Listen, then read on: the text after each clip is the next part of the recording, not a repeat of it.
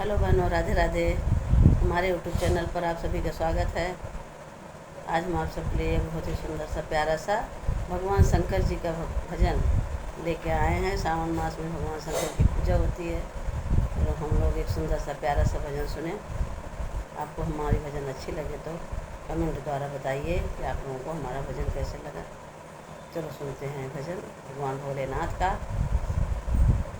कैलाश पर्वत पर जाकर रहूँगी, शिव जी को अपना बना कर रहूँगी। कैलाश पर्वत पर जाकर रहूँगी, भोले को अपना बना के रहूँगी।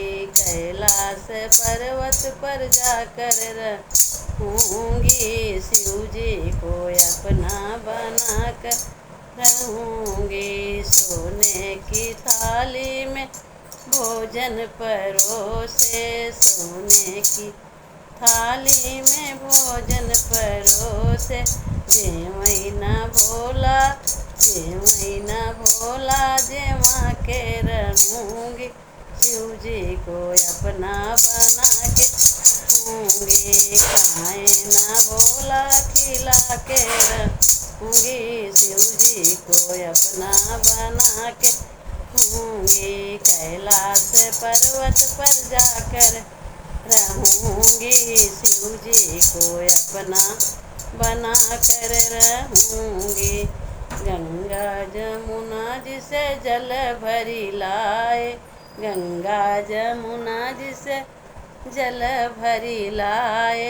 पियई न भोले, पिला के रहूँगी, शिव जी को अपना बना के रहूँगी। पियई न भोले, पिला के रहूँगी, शिव जी को अपना बना के रहूँगी। कैलाश पर्वत पर जाके रहूँगी, शिव जी को अपना बना के रहूँगी। लाची लवांगे कबीरा जोराए, लाची लवांगे कबीरा जोराए। कुचई न भोले, कुचा कर रहूँगी, शिव जी को अपना बना के रहूँगी। कैलाश पर्वत पर जाकर रहूँगी, शिव जी को अपना बना कर रहूँगी।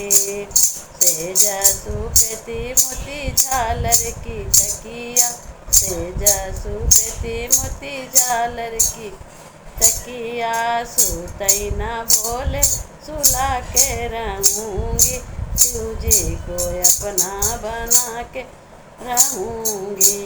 कैलाश पर्वत पर जाकर रहूँगी, शिव जी को अपना बना के रहूँगी। बोलो शंकर भगवान की जय।